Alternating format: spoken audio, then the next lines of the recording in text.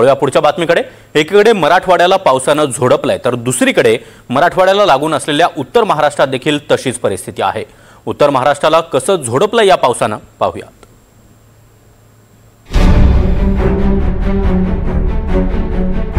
उत्तर महाराष्ट्राला देखील महापुराचा फटका बसलाय। जळगावच्या चाळीसगाव तालुक्यातील अनेक गावांना अतिवृष्टीचा तडाखा बसलाय। जांभडी शिवारात पुरामुळे केळी वाहून गेल्या। कापणी करून ठेवलेली केळी पुराच्या पाण्यात वाहून गेली। जळगावमधील भुसावळ तालुक्यालाही अतिवृष्टी आणि वादळाचा तडाखा बसलाय। वादळी वाऱ्यामुळे पिकं आडवी झाली आहेत तर शेतांमध्ये पाणी साचल्यानं कपाशीच्या कैऱ्या आणि मक्याची कणसं अक्षरशः पाण्यावर तरंगतायत। पाणी साचल्याचं चित्र जे आहे ते पाहायला मिळते आहे। आपण सध्या भुसावळ तालुक्यातील तळवेल शिवारात आहोत आणि या ठिकाणी आपण बघतोय की अक्षरशः मका जे आहे ते तरंगताना पाहायला मिळते आहे। मक्याचं हे पीक होतं हे आता पाण्याखाली गेलेलं आहे। अक्षरशः खरं तर पाण्यामध्ये भिजलेल्या या मक्याला आता बुरशी लागण्याची भीती आहे। त्यामुळे आता शेतकऱ्याच्या हाती नेमकं काय येणार असा देखील प्रश्न उपस्थित केला जात आहे। दुसरीकडे बघायला गेलं तर कपाशीच्या पिकातही खरं तर मोठ्या प्रमाणात पाणी शिरल्याने कपाशीचं पीक देखील धोक्यात आलेला आहे। कपाशीला लागलेल्या कैऱ्या या देखील आता कुजू लागलेल्या आहेत। त्यामुळे शेतकऱ्यांची चिंता मात्र ही वाढल्याचं पाहायला मिळते आहे। सातत्याने अतिवृष्टीमुळे व नैसर्गिक आपत्तीमुळे शेतकरी मात्र संकटात सापडला असून भुसावळ तालुक्यातही काल रात्री झालेल्या अतिवृष्टी व वादळी वाऱ्यामुळे शेकडो हेक्टरवरील पिकांचे नुकसान झालेले आहे। आपल्यासोबत या परिसरातील काही शेतकरी आहेत। आता काय सांगणार, खरं तर कशा पद्धतीचा पाऊस होता, वादळी वारा होता, कशा पद्धतीचं नुकसान जे आहे आपल्या शेतात झालं आहे? पाऊस तर इतका तुफान झाला कसा ढगफुटीसारखा झाला। वादळ इतकं होतं की झाड पडले, सर्व मका पडला, कापूसाचं जे पीक आहे ते सर्व जमीनदोस्त झालं, सर्व होत्याचं नव्हतं झालं। पिकांचं नुकसान झालं तर गुरांचा चारा पण गेला। जळगावच्या पाचोऱ्यात तर अनेक ठिकाणी रस्त्यांच्या कडेला कापूस वाळत असल्याचं सध्या चित्र आहे। घरासमोर, अंगणात जिकडे तिकडे महिलांनी पुराच्या पाण्यात भिजलेला कापूस वाळत टाकल्याचं पाहायला मिळतंय। पाचोरा तालुक्यातील तारखेडा या गावी देखील ढगफुटी सदृश पाऊस हा झालेला होता आणि यामुळे आपण जर बघितलं तर अनेक ठिकाणी घराबाहेर अशा पद्धतीने उन्हामध्ये खरं तर कापूस जो आहे तो वाळत टाकलेला दिसून येतोय।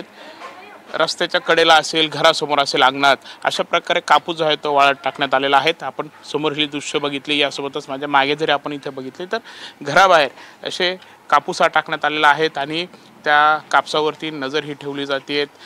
घरातील खरं तर अनेक सामान जे आहेत ते ओलं झालेलं होतं, घरात पाणी शिरलेलं होतं आणि धान्य वाळवण्याचं देखील काम या महिला हे करतायत। त्यांच्याशी आपण बोलायचा प्रयत्न करूयात। मावशी, काय परिस्थिती आता?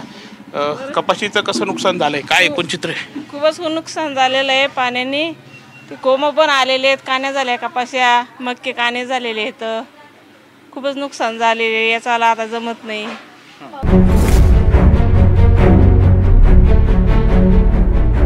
पाचोऱ्यातील तारखेडा गाव साधारणतः 3000 लोकवस्ती असलेले हे गाव सोमवारी ढगफुटी झाली आणि हाहाकार उडाला।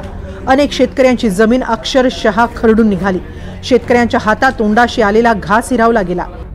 चव्हाण यांच्या घरामध्ये देखील आपण बघितलं तर निम्म घर हे खरं तर पाण्याखाली गेलं होतं। घरातील डाळी साळींचं नुकसान हे झालेलं आहे। इकडे उजव्या बाजूला जरी आपण बघितले तर अशा प्रकारे हे टीव्ही जे आहेत त्या टीव्ही संचांमध्ये पाणी हे गेलं होतं, त्यामुळे ते खराब झालेले आहेत। घरातील फ्रीज असेल ते असे पलंगावरती त्यांनी ठेवलेले आहेत। अनेक वस्तूंचं देखील नुकसान हे झालेलं आहे। तिकडे आपण मध्ये जरी बघितलं तर त्यांनी अशा प्रकारे हे धान्य जे आहे ते खरं तर ते वाळवत आहेत। एकूण काय खरं तर परिस्थिती आपण जाणून घेऊ। आजी आहेत। आजी, काय परिस्थिती, कसा पाऊस होता? असा पाऊस होता ना की इतका वर्षापासून पाऊसच येत होता नाही। या वर्षी इथला पाऊस झाला आणि इतकं पाणी होतं, या नदी वाहायची आणि सगळं पाणी घुसून गेलं। त्या काय 2 दिवसापासून पुसत नाके नक्की येऊन गेले। मी काय करायचं? आणि ताई बी असं सुकाट टाकायची। करा आता तुमच्या हातात आहे, काय दिशात ते बरं। काय काय नुकसान झालं? धान्य खराब झालं, आमचं धान्य खराब झालं, दाई साई खराब झाल्या।